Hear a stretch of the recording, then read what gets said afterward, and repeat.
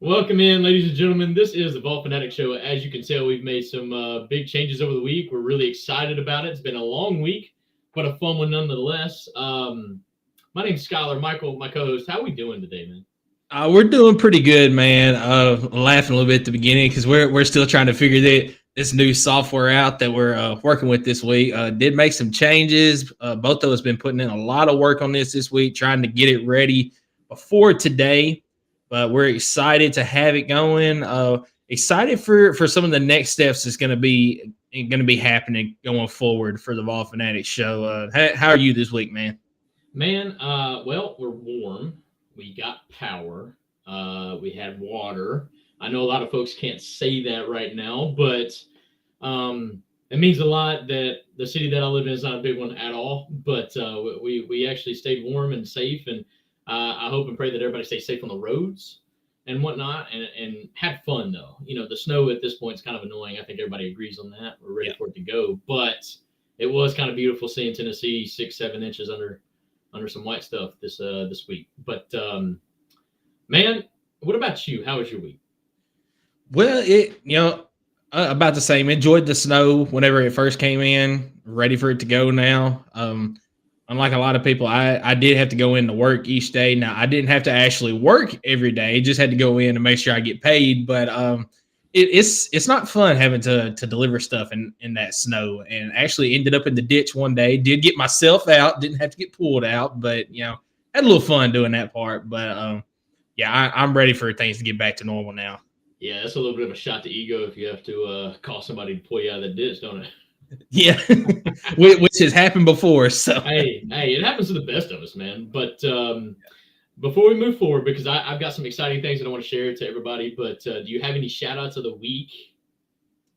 I'm actually going to shout out to you, my man. So we got this new software up, and you have put in a lot of work in the last couple of days doing a merch store, which you're going to talk a little bit more about later, and also getting the Facebook page up and going towards the end of this week, which actually has the same amount of followers now in 2 days as YouTube has got in a few months. So. Hey, that's friends and family. That's such a cop out answer, but I do appreciate you. But as far as my shout out of the week, I've got to do it to my mom and dad, and I know that sounds kind of weak, but dude, the moment that I created that Facebook page, they immediately followed it, one, and then two, invited like 1,000 people, and I'm like. Usually I don't like people that do that because it's always something that like I'm either not interested in or something like that. But I'm friends with a lot of Tennessee friends, and I've actually gotten a message from some of them. Sam Hatfield, for one, that's another shout out. He messaged me. He said, I don't usually accept invites through Facebook, but this is high quality ball content, and I'm all for it. And I was like, that's my guy. Like that's what we're here for. So it is exciting stuff. As you mentioned, we got a Facebook page now. We will be going live from Facebook, if not now, then soon. I think the page is still a little bit too fresh for us to go live on there. But I just checked that to see if it was live there. It is not right now, but so in the near future we will be live on Facebook. Just gotta get through the newness of the page starting off. So that's right. We're too fresh, man. It's all good. It's all good. But another thing that I'm really excited about, man, because like you mentioned, this is a group effort. We both put in a lot of work on this, but I'm actually going to show the folks what we got going on in the merch store real quick. This is what we got going on. Let's see. Fresh. Show it on the stream. Let's get it. All right. So this is the Vol Fanatics merch store. Prices are actually pretty fair. Like we don't do this for a profit, man. We're just trying to get our name out there. We might make $1 profit by the time me and Michael split it 50-50. But just some items in here that I kind of mocked up, got some creative. We got some t-shirts, some stickers. We got a phone case, notebook, some hats, hoodies, and then we got a backpack. I have heard some feedback on the backpack that it's unavailable right now. So maybe check back in a few days. We'll get it figured out. But nonetheless, man, we got a merch store now, and I'm really excited about it. And I'm excited about what the podcast, man, has in store for the future. But, enough about that, dude. Like, we got some games to talk about. We had a really good week of basketball. But let's talk about the Lady Vols first. Where do you want to start with that? We'll start with the Lady Vols. Last Sunday after we got off, they played against Texas A&M in College Station, and unfortunately for the Lady Vols, did not go our way as they took a 71-56 defeat to the Aggies. Texas A&M pretty much just did whatever they wanted in that game, and Tennessee couldn't stop them. And then when you shoot 36.7% from the field, that's not very good. But a credit to Texas A&M on that. Their defense played very well in that game as well. The Lady Vols did not have anybody score more than 12 points in the game. Sarah Puckett was the leading scorer with 12 points. Jewel Spear had 11, and Rakia Jackson with 10 in the game. So Texas A&M did a good job of slowing down the stars for the Lady Vols in that game, and they themselves had 3 players that had 15 points or more. I'm not sure how you pronounce this last name exactly, so I'm probably going to butcher it, but Kolabali, she had 19 in the game. Rogers had 15, and Jones had 15 as well in the game. So a little bit of a rough start to the week, but things did look up from there. No, absolutely. I think the biggest thing I take away from this game is, man, we just went cold. We went cold. Like you mentioned, the shooting percentage. I was watching a little bit of this game, and it just felt like we couldn't get a basket. Like we had to sell our soul just to get a basket. Really bad first half, which kind of been a story for the season for the Lady Vols, man. I don't know if you've been able to catch every game this year. I know it's kind of hard, but man, first half for the Lady Vols have not been ideal. And the wins that we've gotten is because we've come back from, double digits multiple times in the second half to get the win, which is amazing. But the Lady Vols need to figure out how to start games better in the first half and be able to learn how to finish that out without having to crawl out of a hole, much to say. But, anything. Absolutely. And, looking at this right here, the staggering stat for me in this one is Texas A&M won the points in the paint battle 44-24. So that's crazy when you consider the post play that Tennessee has in Rakia Jackson and Tamara Key down low. Yeah. And then you also got Hollingshed is a really good player down low as well. And Texas A&M just took it to them. And you mentioned the first half struggles. We'll move forward to the second game of the week in which Tennessee got a win against Mississippi State. They also came back from double digits in that game as well. They were down at the end of the first quarter, 23-12, and ended up coming back in that game. So good to see that for the Lady Vols. But yeah, it's going to come back to bite them later down the road, like it did in that Texas A&M game. Because when you go up against teams like LSU and South Carolina, and then even into the tournament later on, you're not going to be able to crawl back out of that hole. Yeah, absolutely. And I don't want to go by without saying A&M's a decent team. Yes, they are. Absolutely great team. I think they may be 2-2 in the conference, but I think they're like 15-3. Let me go back. They're 14-3. Yeah. So I mean, they are a really solid basketball team by any stretch of the imagination. But no, as you mentioned, the Lady Vols got a pick me up type game from Mississippi State, who's also not a bad team at all. They're 15-5 now, thanks to the loss from the Lady Vols, but a much needed win, a win in which we shot just a little bit better, but still, man, we're not shooting good from the 3-point line, and it's getting kind of frustrating. We got the win, and that's big, but it shows me a little bit more that we are able to win even with being cold from outside. But this team has some sharp shooters on the edge, and yet we can't get them rolling. And so it'd be nice to see some turnaround there. But other than that, I'm still happy with where the team's at. Yeah, but to your point right there, one thing I noticed in the Mississippi State game, I rewatched it this morning. They tend to try to take these 3-point shots too early in the shot clock. They come down, make a couple of passes, and then they throw up a shot, and it's probably not the best shot that they could get in a possession. So I would like to see the Lady Vols do a little bit more like the men and work the ball side to side. Is one thing that the men do a very good job of is they will swap sides of the court like 3 or 4 times in a possession before they ever put up a shot. And even then, they're passing up some shots earlier in the shot clock that are some good shots, but they're just looking for that better one. So I feel like if the ladies could do a little bit better job of this, or getting it down to the post and working a little inside out type action, they would get some better shots for those shooters, like you mentioned.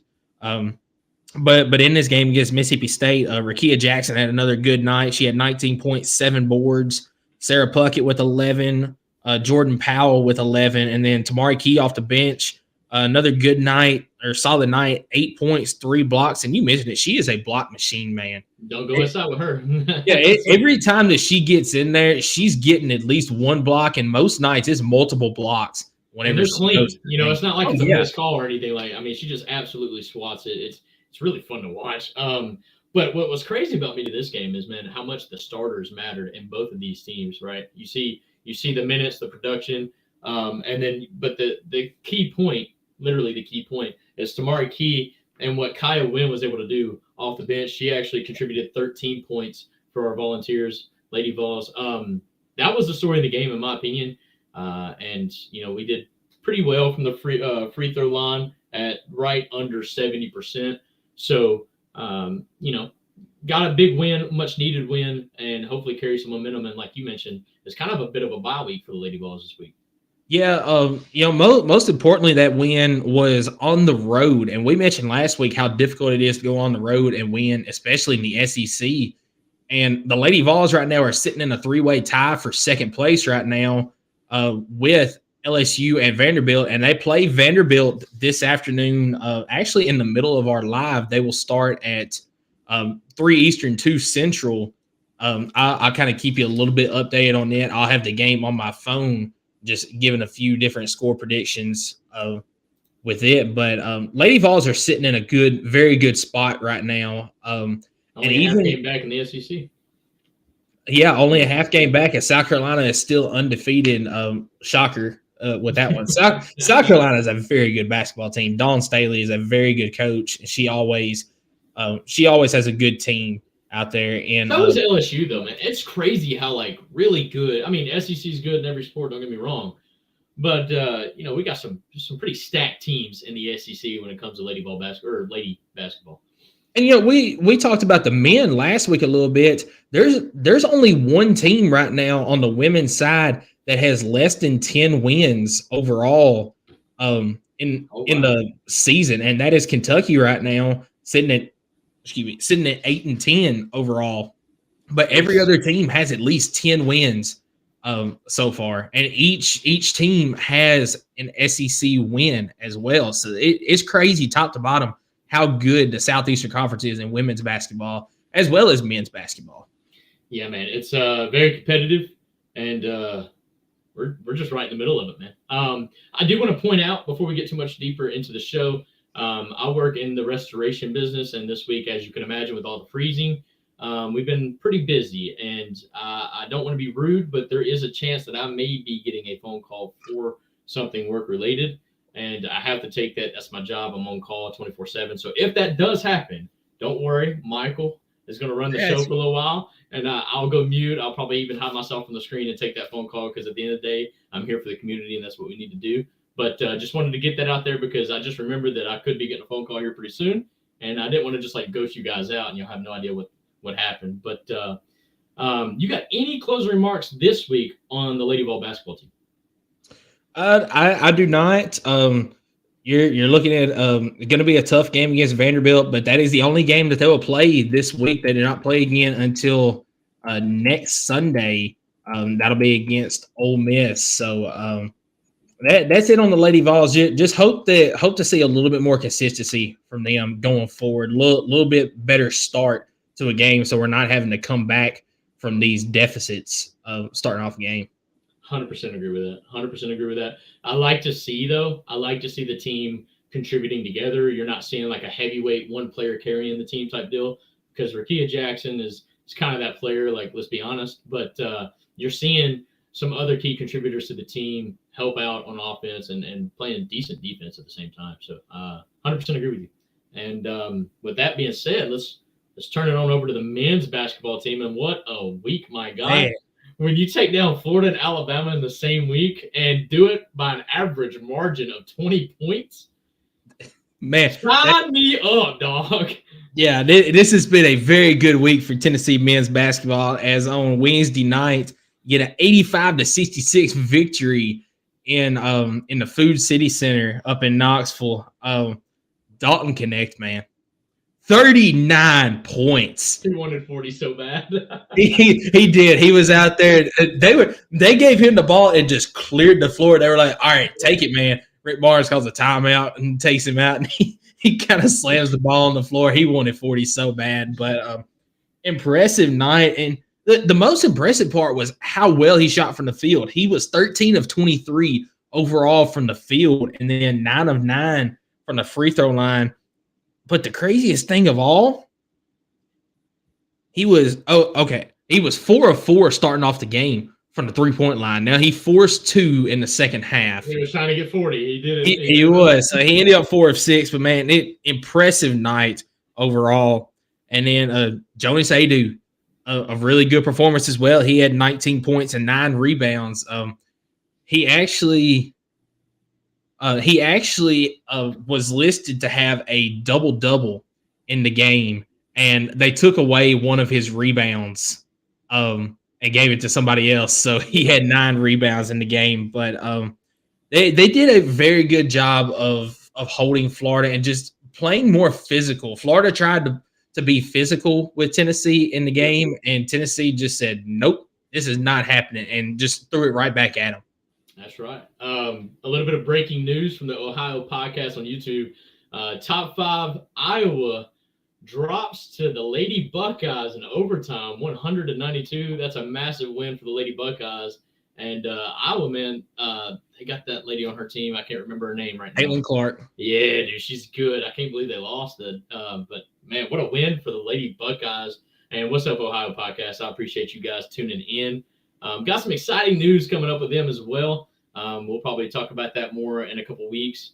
But back to the men's basketball. And I do want to give a quick shout out to the Ohio podcast, because they put a little filler in for us the other night on their show. If you haven't got a chance to check out the Ohio podcast, there's some great guys up there.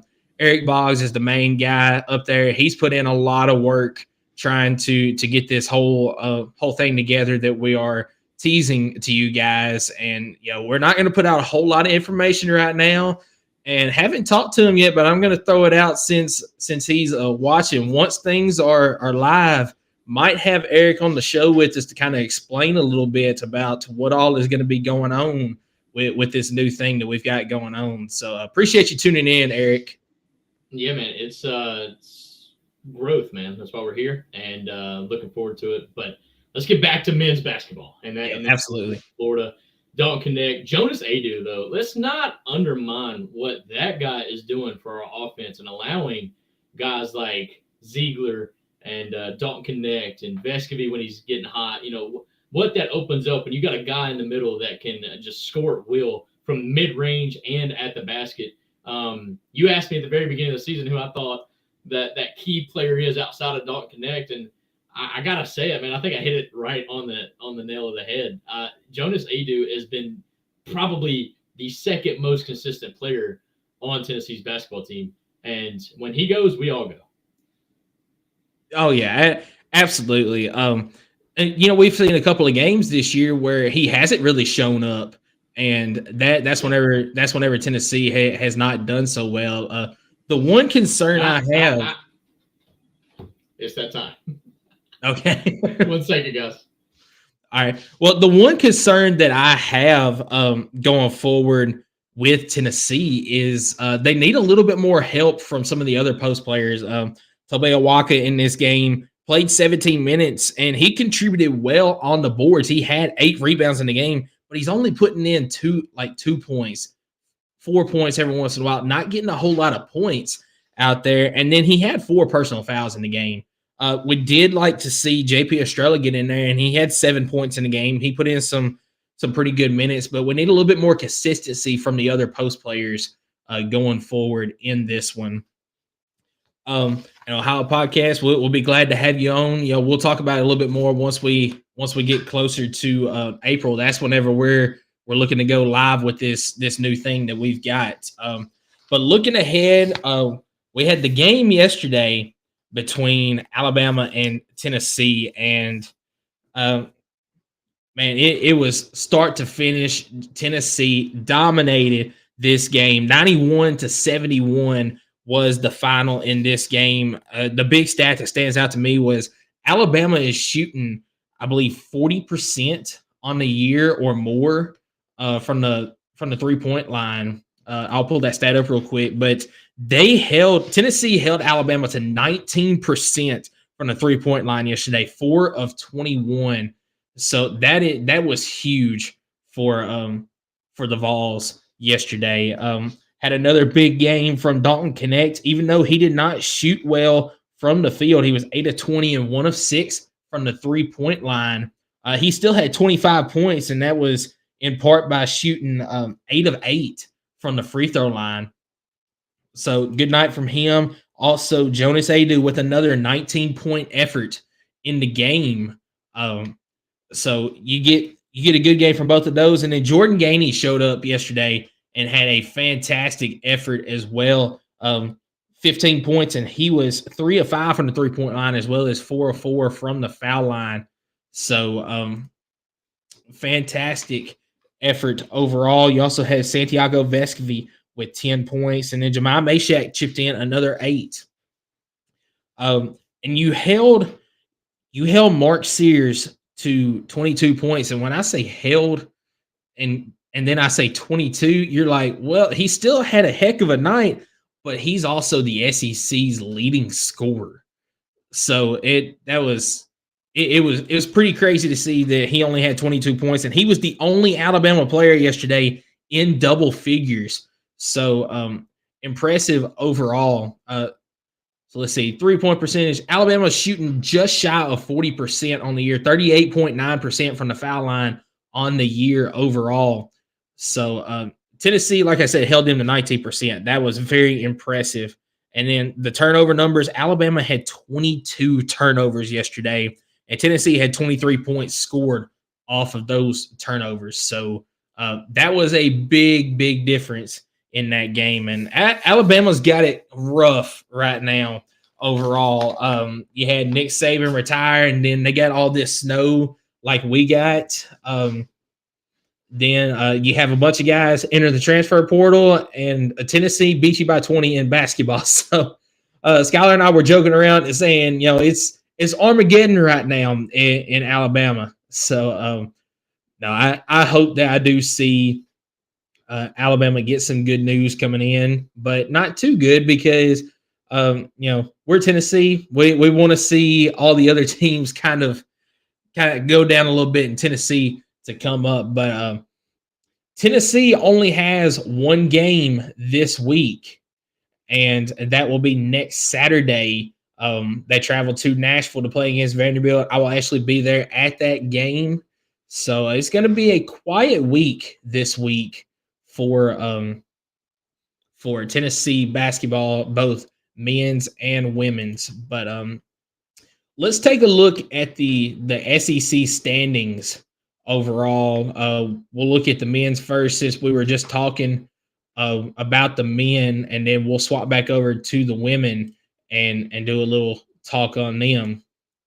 So Auburn's still sitting at 5-0 overall in the conference. They are 6-2 overall this year. They're the sole leader in the SEC right now. Kentucky, Tennessee, and Alabama all sitting at 4-1 in the conference, one game back. And you've got South Carolina, Georgia, and LSU all sitting at 3-2. Ole Miss, Mississippi State, Florida, and Texas A&M are at 2-3 right now. Arkansas is at 1-4, and then Missouri and Vanderbilt both sitting at 0-5 right now in the conference. So,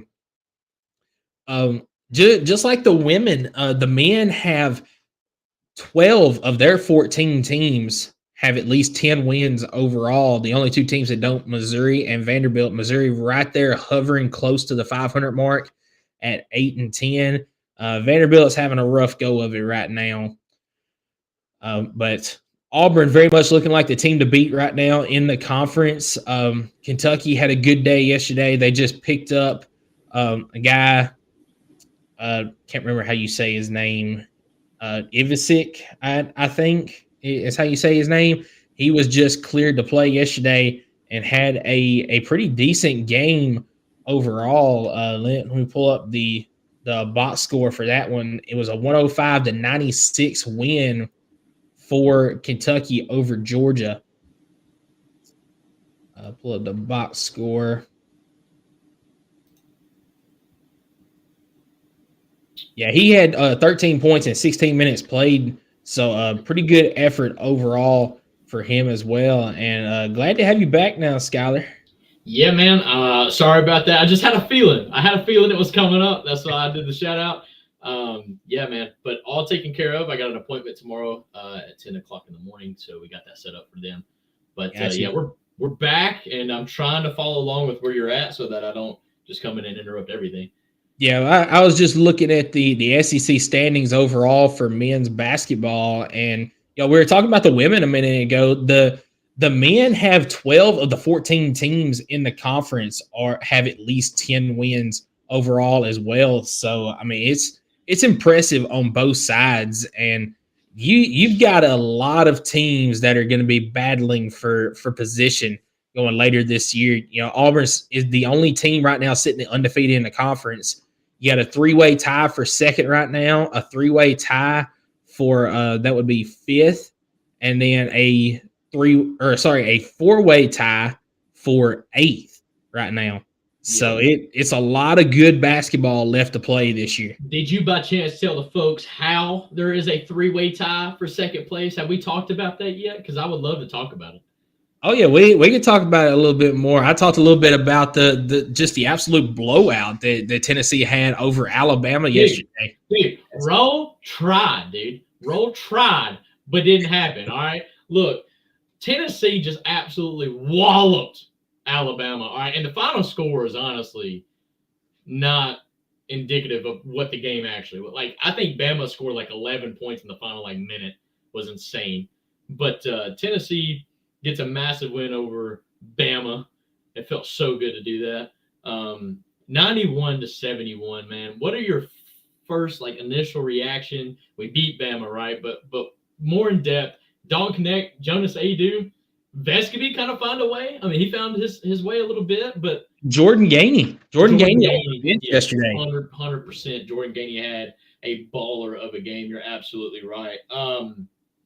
My thoughts on this, and I don't believe this is a hot take, because Tennessee yesterday played a full game as a team, and we have only seen that maybe twice this year, 3 times, where everybody plays 100% when they get out there. And on both sides of the ball. Yes. North Carolina, we played great. We scored 90-something points, but you gave up 100. So, I mean, this game is the complete package.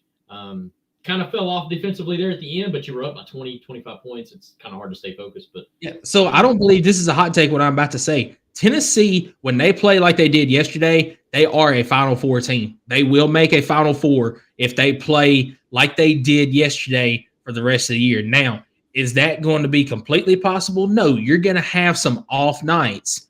But when you get into the tournament, if you play that entire tournament like you did yesterday against Alabama, you will make a Final Four. I'm not saying you're going to win the national championship, but you'll make a Final Four. Well, I mean, everybody knows they have the talent to do it. Now it's about putting it together and Rick Barnes doing the dang thing, it's time to nut up or shut up. Sweet 16s are a beautiful thing, but it's almost been a cap of our program. You know what I mean? And we made Elite Eight once. I think maybe.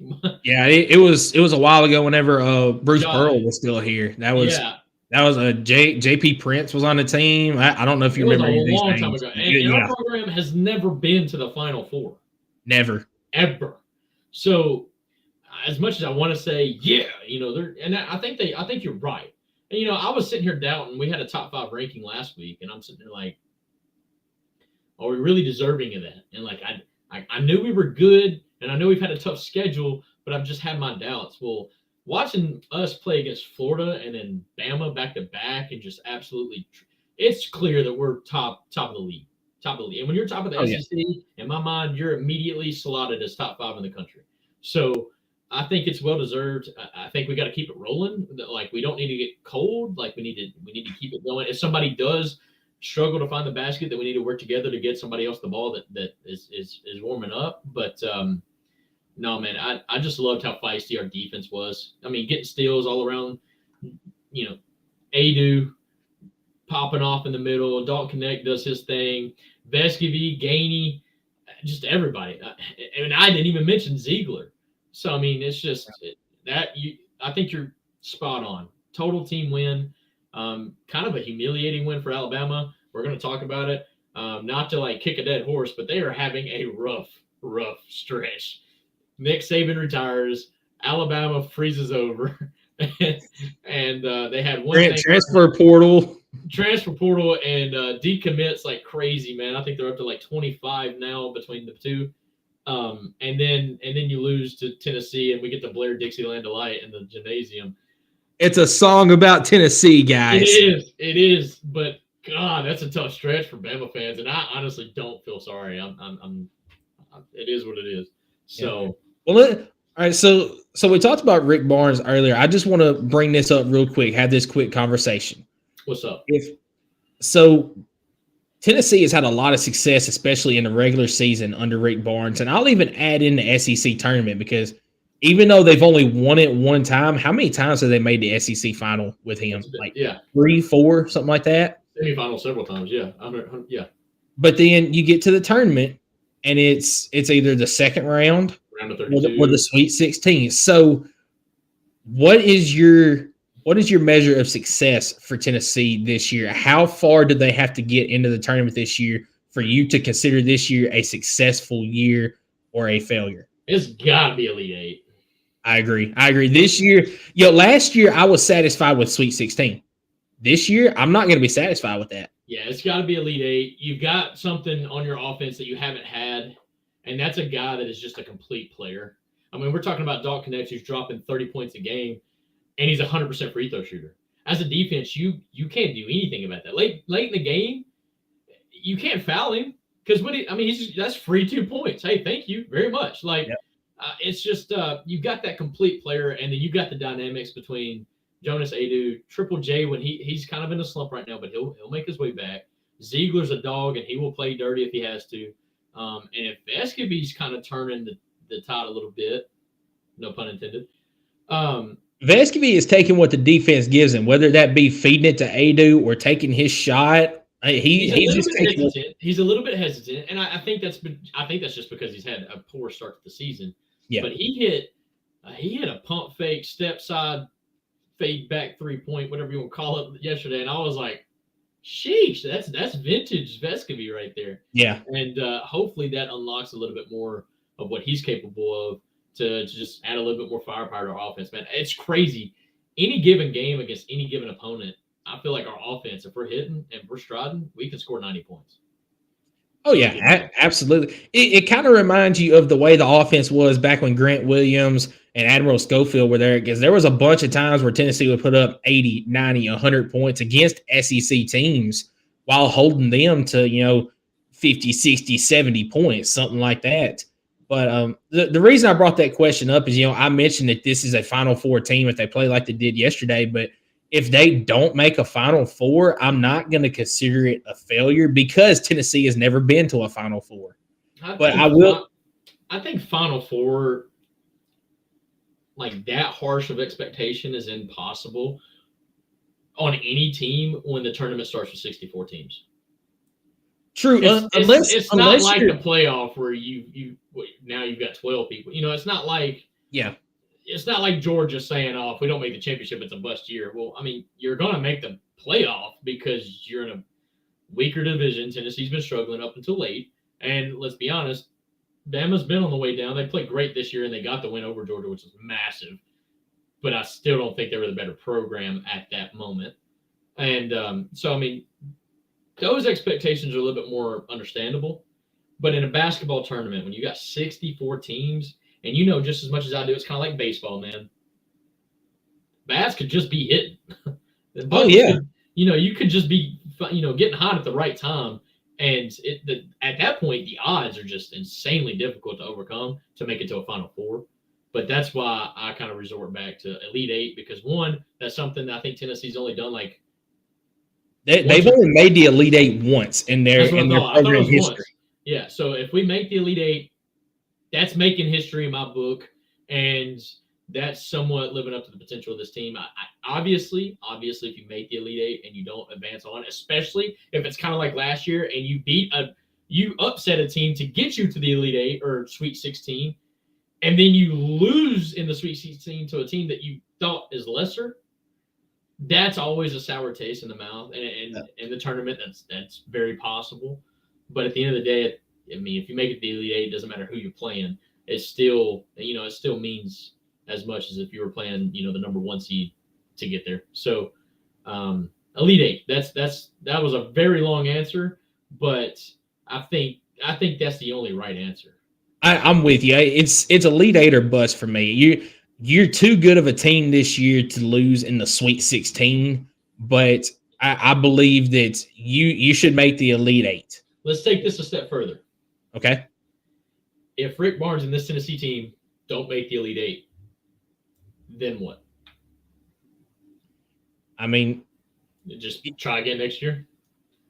I mean that's about what it's almost what it has to be, but I just feel like that this year is the year that things line up for you to make that run. And it hasn't lined up this way since that 2018, 2019 year, whatever it was, with Jordan Bone, Grant Williams, Admiral Schofield, that group right there. And you just ran into a red hot Purdue team with Cameron Edwards lighting it up from downtown that knocked you out in the Sweet 16. That was Tennessee's year, and everything is lining up once again this year. So if it doesn't happen, I don't know if it's going to happen. I agree with you. I mean, I do. That's why I'm a little nervous about it, because if you're putting that type of expectation on the team, that means that there's got to be some consequences if they don't, fulfill that expectation. And I'm torn because I love being at the top of the SEC in the regular season. It gives us something positive to talk about throughout the entire season. Yep. But would you really cap a guy because he just really isn't getting the job done in the tournament? Okay, I get where you're going with this. I would not fire Rick Barnes. I'm not. Yeah, I mean, I get that. In my opinion, I'm more saying you wouldn't extend it. Do it. I'm more saying you wouldn't extend his contract. I don't think Rick Barnes. I think Rick Barnes got to lose his season. Well, I don't know. He might get fired at that point. I feel like Rick Barnes done a lot to not get fired. Period. But it just comes down to that point where after his next 3, 4, whatever his contract says, you just don't extend it if it's a disappointing year. Well, it's also getting to the point where how long is he going to keep coaching, because he's getting on up there in years too. You got to start thinking kind of like Alabama just did with Nick Saban. You've got to be prepared, looking who's going to be the replacement whenever he does leave. And I hope that Rick Barnes stays for another 5 years, 10 years. But just looking at reality, you don't see that happening because of his age. He's getting on up there. He will be in the Hall of Fame. That he's that type of coach. But we've gone a little bit longer on that than I intended to. But it was a conversation I feel like we needed to have. Yeah, I mean, and I kind of want to talk about just one incident on the other side. Everybody's seen, I think, the story of Nate Oates and what he did to that Missouri player. I kind of want your thoughts on that real quick before we move on.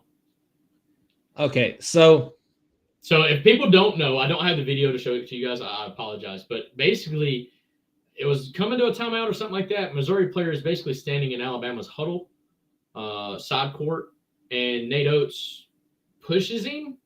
Not egregious, but pushes him, like, get out of our huddle, pushes him, kind of like that, that sparks, headline after headline. Nate Oates puts his hands on another player, which I do agree, not a good thing to do.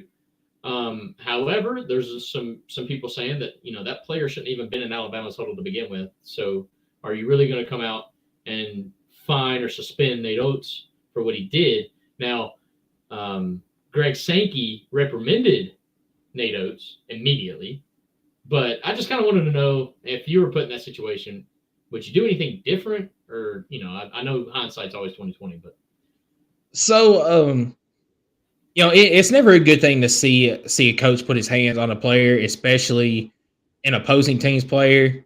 Um, well, not shoving like that. I've always been one that's I don't mind if a coach gets up in your face, and even if they grab the jersey, that's the kind of coaching that I grew up with. You want a guy that's going to get in your face. He wants the best out of you. That shows that he believes in you and that you have more than what you're doing. I mean, like, absolutely. But that action right there, the shoving of the player, that's uncalled for. No, the Missouri player should not have been there. I do think that there should have been some sort of fine involved. I'm not to the point that it should have been a suspension, but I think that it should have been a fine involved with that for Natos, not just a reprimand. And, yes, Natos did come out and apologize. He said, I should not have done that, but there's got to be something else done other than just a reprimand for Natos. That's my opinion on it. I agree with you 100%. I mean, I'm not going to sit here and defend Nate Oates for what he did, but if I'm a player, I know better than to be in somebody else's huddle. Like, I don't know. I'm not saying the world is soft but I didn't feel like it was really much there to be had. But he did shove him, and it was a player and a coach, and that is not allowed. That can't happen. If it was another player to player, I mean, think about it. It'd have been like an immediate double tech. I mean, I don't know how they would do that. And I didn't even think there was anything done during the ball game after that. No, it wasn't. They just kind of broke it up, and that was that. Yeah. So, but I don't know. That was just it came across my mind. Obviously, it's something that I was scrolling through Instagram, Facebook, seen that, thought it was something that I wanted your opinion on. You know the game of basketball. You know when emotions are flared, temps are hot. Like emotions going crazy. I just didn't know what you thought, if you understood this, the situation or whatnot. But let's move on.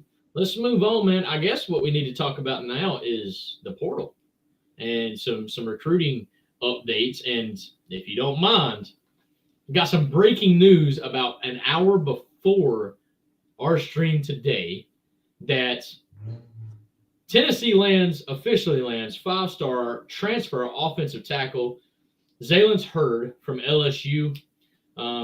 He's a dog, man. He's going to have, I think, 3 years of eligibility left. He's exactly what we needed on the offensive line.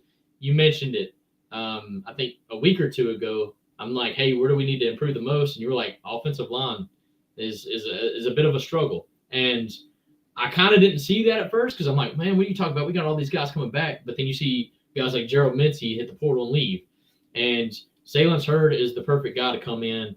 Plug and play guy. He's going to start immediately. There's no doubt about that.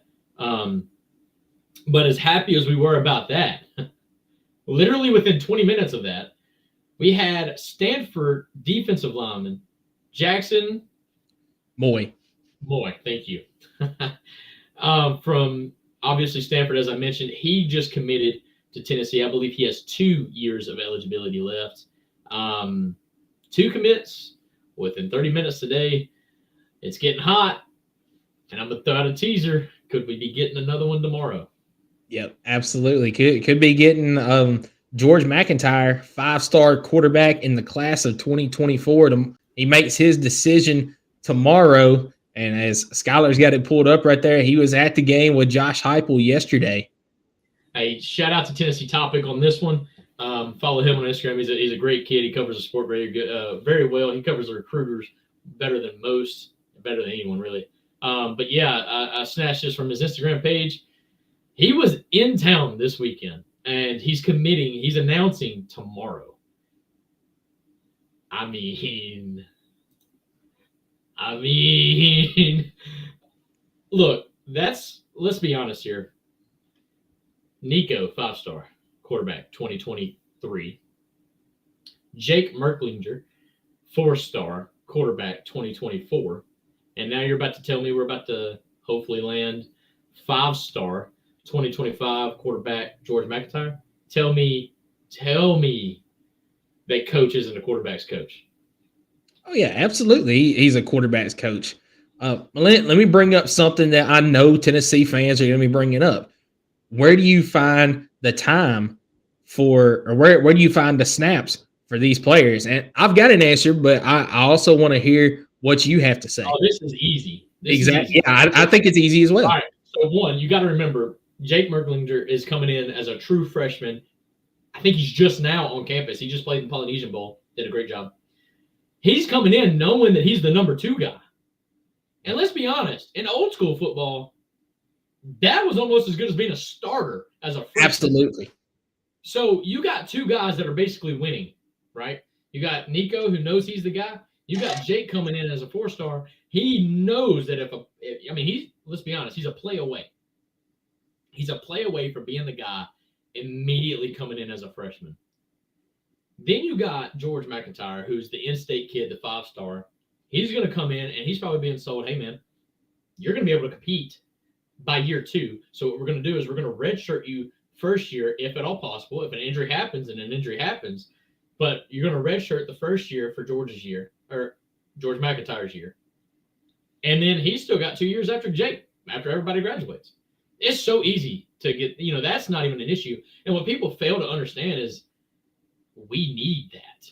We don't have depth right now. If Nico goes down, people are going to quickly realize we are not in good hands at the quarterback position. So we got to get these guys in here and get them coached up and get them ready to play immediately. I was going to say, you've only got, going into the season this year, you've only got 2 scholarship quarterbacks on the roster right now. You got Nico, and then you've got Jake Merklinger. And thank goodness that Gaston Moore is sticking around. Exactly. So you do have some experience, a guy that has literally been in Josh Heupel's offense for 5 years, 4 years at least. And people are probably going to come at us and be like, man, how is Gaston Moore not playing? Like, guys, let's be honest. He doesn't have the arm. He doesn't have the size to play in this league and be successful, right? But he is a great mentor, and I'm willing to bet he's a great leader in the locker room, and that's why he's still on the team. And then we got another guy in Ryan, I think Dameron, that's on the team that's a quarterback. But, let's just, keep it true. He's a walk-on. He's not got the size. He's not got the arm strength, but he's there to be a good leader. And, if worst-case scenario happens, you lose 2 quarterbacks and you got to follow somebody, then they're there. But then as Tennessee fans, man, we in some trouble if something like that happens. So you've got Navy Schuler back there too, but same thing. He's a walk-on as well. And you can see the difference when they're in the game. Absolutely. Not that they play bad. I'm saying size-wise, when they release the ball, you just see the difference and the caliber of athlete one is to the other. So I'm glad they're on the team. I'm glad they're on the team. Absolutely. I'm not sitting here trash talking our backup quarterbacks. I just need folks to understand that we need this 3-year stretch of quarterbacks, literally probably more than any other team. And as a Tennessee fan, when's the last time we've had not just a good quarterback, but a good 1-2, 1-2-3 at quarterback? I really think the last time that you had that was back when it was Casey Clausen, and you had Eric Ainge was the backup, and then I forget who the other guy was that was there as well. But you had Ainge and another freshman that were battling it out in the 04-05 season, I believe it was. God, I wish you wouldn't ask me questions when I was 4 years old. Yeah, I can't remember the name, but I hear Ainge talk about it on his show all the time, how they battled it out. They both came in. Fulmer told them Crompton wasn't a freshman then, was he? No, Crompton came in towards the end of Eric Ainge's career because he was the one that followed Ainge. Fair enough. Whoever it was that was battling with Ainge ended up transferring out or something along those lines when Ainge won. Ainge. Shout out to the EA show. Yeah. Yeah. So, but yeah, both of them came in. Fulmer told them that they were going to have the opportunity to battle for the starting job, and Ainge ended up winning it out. He got hurt. The other guy got some time. So you see times like this, but I want to give my answer on it as well because I do. Yeah, I do think that it's a simple answer. It's Nico has got it this year, and he's going to have it next year as well. You got Merklinger is going to be the guy after Nico, and you're going to have McIntyre behind him learning everything. And then, Merklinger is there 1 year, maybe 2 years, depending on how things go. And then McIntyre is going to step up, take his place. And then it's got to be next man up. Heupel is going to he will keep getting these quarterbacks in the recruiting classes because you mentioned it. He is a quarterback's coach. There's a second variable in this though that I kind of want to add more to my answer. People are expecting quarterbacks to stay for a senior year because we've gotten so spoiled with the COVID year, super senior year, grad transfer year. Like, you got kids playing 7 years of college football, and that's not what you want. You want your quarterback to come in, play 2 solid years for their sophomore, junior year, draft, get the next guy in there. That's exactly what Heupel's trying to build. He's trying to get Nico in to play a sophomore year, this coming year. Mm-hmm. His junior year, win a freaking natty. He go to the draft, next man up. Yeah, and see, Nico was asked what his plans were, and Nico said, "I'm going to play the next 2 years, and then I'm gone." That's his plan. That's the pipeline that you have to build, and at some point, we're going to build that pipeline for every position. So people thinking that incoming freshmen are not going to have playing time immediately, okay, maybe not as a freshman, but if you're on a good team, you don't want your freshmen to play unless they're like, God almighty, like the number 1 overall pick coming up, like Bob Bowers was. I'm just saying, like, to have a healthy roster and to have a healthy, like, locker room management type deal, you're able to sell these young guys knowing that they've got somebody above them, but you're going to be able to tell them, like, hey, if they're out in 2 years, you're going to redshirt. You're only out 1 year technically of eligibility. You're still going to have 3 years to play in my team if you should, choose it. That's not that hard to convince a player to do that. And most freshmen that are not the number 1 overall pick understand that. I mean, look at Nico. Nico was the number 1 recruit, and Josh Heupel was able to tell him, hey, you're going to come in here. You're going to learn your freshman year. It was able to work out to where he was able to redshirt. So, I mean, that's not hard at all. That's what I wanted to explain to folks during the season that we're saying, oh, Nico's going to transfer out because he's not getting playing time on the field. No, he came in knowing he was the number 2 guy. Yeah. So he's not going to transfer out just because he's not playing, because he knew he was the number 2 guy. Joe Milton was the guy.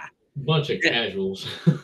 Yeah. So, and I guarantee that's exactly what Heupel told Jake Merklinger whenever he was recruiting him. He said, look, here's the plan. Nico's going to be my guy.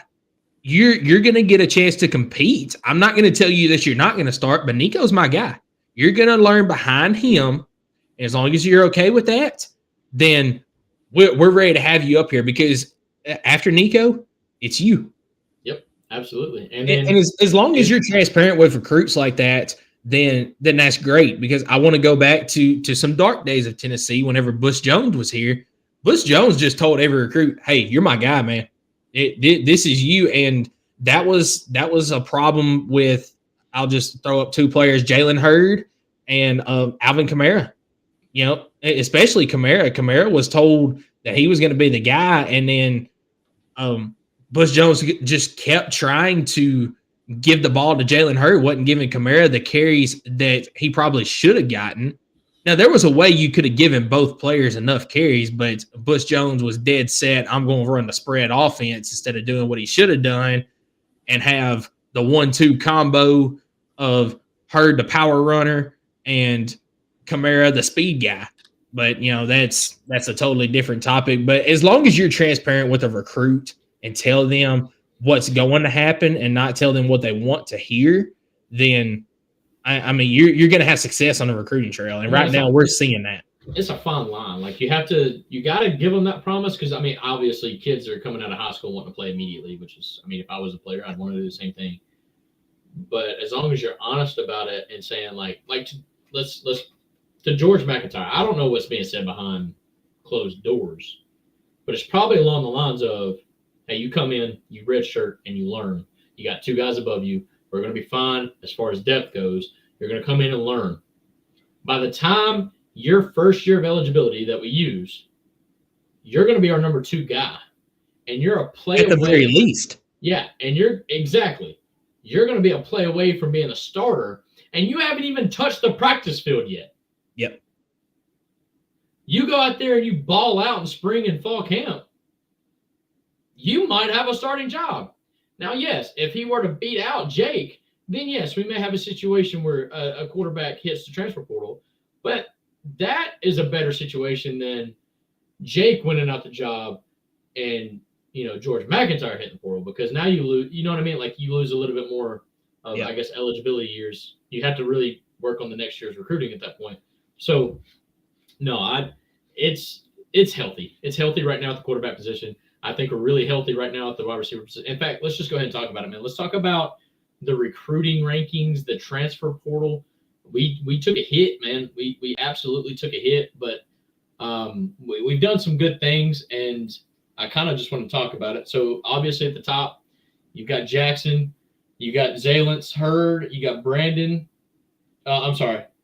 Those are the guys coming in right here. You also got Miles. You got Miles Kitselman, the tight end from Alabama that came in this past week. That's right there. Absolutely. I don't like. Oh wait, it does. Hang on. Let's talk about transfers in. There we go. There you go. That's what you're talking about right there. You got Miles from Alabama. He transferred right after the new year. That was a big get, because after. I'm blanking on his name. Oh, he's down the list a little bit. No, who's Holden Stays? Holden Stays is the big transfer that came in. I'm talking about the guy that we had a freshman came in with Nico. Oh, Ethan Davis. Ethan Davis. I knew it started with E. I was thinking of Eddie for some reason. All right, Ethan Davis. That tight end room is now comfortable. Very, very comfortable. Big cornerback. We needed defensive backs, right? So that's a big get right there. But Chris Braswell, man, that wide receiver from Tulane, I'm expecting some pretty big things from him. And Jared McCoy. Jared McCoy is going to be a plug-and-play guy from Oregon State, was literally their number one guy. And he's got 2 years of eligibility left. Absolutely. And people are so worried about the defensive backs because of how many we lost. And I'm going to put this as bluntly as possible. We traded up. We did. All right, those guys that transferred out, they were older guys that weren't getting the job done. Absolutely. Just to put it bluntly about it, they weren't getting the job done. These are guys that Ricky Gibson was going to be out. Yeah, absolutely. Ricky Gibson is a true freshman. He's going to be a sophomore this. They were seeing the writing on the wall before these transfers even committed, right? So yeah, we traded up 100%, and I expect big improvement from our secondary. There's another one, Jacoby Thomas from Middle Tennessee State. And he is a dog, man. I've watched some of his clips. He is a dog. That's a big get out of the portal. So, I mean, all in all, man, we've actually picked up, I don't know, what is that, 7? 1, 2, 3, 4, 5, 6, 7, 8, 9. We picked up 9 guys, and, here we've got 1, 2, 3, 4, 5, 6, 7, 8, 9, 10, 11, 12. 12 going in or going out, 9 coming in. And Louisville is basically half of our 2023 defense. Well, it started to be Ole Miss, and then they swapped from Ole Miss to Louisville after the whole NIL thing with I can't remember his name now. Transferred to Ohio State. Running back. Yeah. Dude, you just blamed me too. Oh my goodness. Come on, Eric, help us out if you're watching. The Ole Miss running back, dude. What is going on? I don't know. We'll come back to that. we can't remember his name. I'm waiting on Brandon Turnage to flip because he's still at Ole Miss. But so Tyler Barron, people don't realize within the last week, Tyler Barron actually flipped his commitment from Ole Miss to Louisville.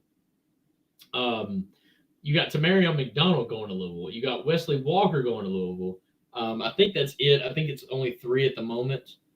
But, yeah, so Louisville is doing some big things in the recruiting trail. Ole Miss is still, I mean, they're doing fine, even with a couple of decommitments that they've had. But from Ole Miss, Eric, the running back. I'm looking at him. Junkins, yeah. Yeah, Quinshon Junkins. There we go. I don't know why we were blanking so hard, dude. And but no, man. So Tennessee, I don't want any fans to be panic mode about the transfer portal. I know sometimes news breaks and a lot of these like 24/7 sports and all these web pages make it out to be just the worst thing ever that a 3-star that never played but like 7 snaps in the season transfers out. We'll be fine. We'll be fine. I'm expecting big things from our defense, man. We got some dudes coming in and really excited about it. I think the transfer portal it's closed and it won't reopen again until after spring ball. So you won't be seeing a lot more people go in, especially right now, but even in general, because a lot of times people want to be committed before spring so that they know where they stand, as far as roster goes. So I'm excited about this 24 class getting in, man. I don't know. Let's talk about the Polynesian Bowl a little bit to close things out. The Polynesian Bowl is basically what Nico played in last year, if you got to catch that. Just a bunch of top-tier recruits going to Hawaii, playing in basically like a little high school bowl game. I think it's like the 7th rendition of it. Tennessee I think they were tied for the 3rd most commits playing in the game. And for the 2nd year in a row, Tennessee has the offensive MVP in the game. Last year it was Nico. This year, take a guess. Do you know who won it? Mike Matthews. Mike Matthews. He's a dog. 5-star wide receiver. I believe he's out of Georgia. He's going to be something to watch. But we also had Jake Merklinger playing in that game. He played a lot, by the way. You had 5-star defensive end Jordan Ross playing in the game. We had Edwin Spillman represented, and we also had Bennett Warren, an offensive tackle. And 5. That tied, I think, 3rd most. You had Hawaii at number 1. I think had 7 commits. And then I want to say a team from California. I'm blanking, but I think a team from California had 6. And then you had BYU and Tennessee with 5 commits playing in that game, which I thought was just really funny because Tennessee is almost as Eastern as you can be in America. And we still had 5 guys get all the way out there in Hawaii to go play in that game. But what are your initial thoughts? Does that raise your excitement level for this class coming in, lower, or just kind of steady? Oh, dude, it's steady. I've been really, really excited about this class coming in, and it just further confirms how exciting it is for these guys coming in. Saw some clips of Mike Matthews from that game, and he's a man. Holy crap, dude, he is amazing. And then Jordan Ross off the edge. I mean, they've been talking about him for a while now, just how good of a player he is, how quick he is off the snap.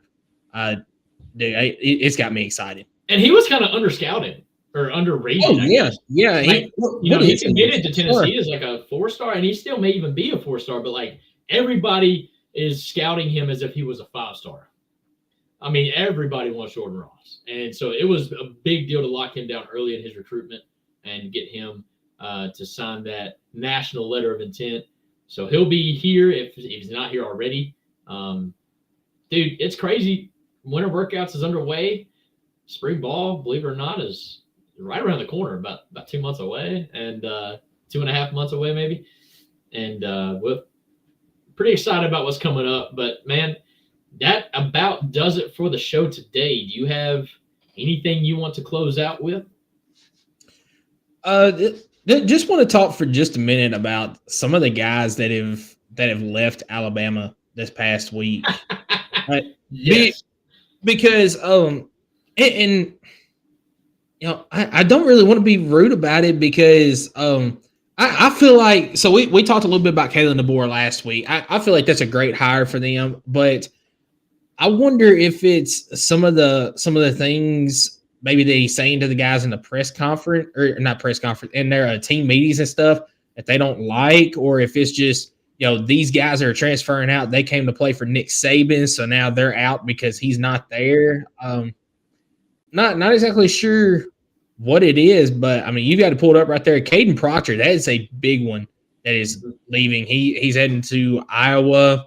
Kalen Downs was their number 1 freshman cornerback that people could not stop talking about all year for good reason, and he has gone to Ohio State. Yep. How podcast just commenting here. I will be tuning in to you guys tonight, Eric. And yeah, I know he's gonna be talking about too. yeah, and I want to give him I want to give them a shout out as well. I watched on a Friday night they were talking about Bill O'Brien being hired as the offensive coordinator, and in the middle of their live stream, that's whenever Caleb Downs announced that he was going to Ohio State, and man, Eric was going crazy on there. The look that he had on his face when that happened, it was crazy. But yeah, a lot of guys transferring out of Alabama right now. But I do want to say that does not mean Alabama is about to go downhill in a hurry, because they're going to be just fine under Kalen DeBoer, in my opinion. Are they going to be at that same level that they were with Nick Saban? No, but they're still going to be a force to be reckoned with there in Tuscaloosa. Yeah, this one, Isaiah Bond, dude. Texas is just picking. Texas, Steve Sarkisian, I wonder if it's because he had a little bit to do. I don't know. He's been at Texas for a while. But, I mean, you look here, man. We got one. The tight end. Let's see. Texas. One, two, three guys. I mean, they tight end, linebacker, and then obviously Isaiah Bond's that big one, man.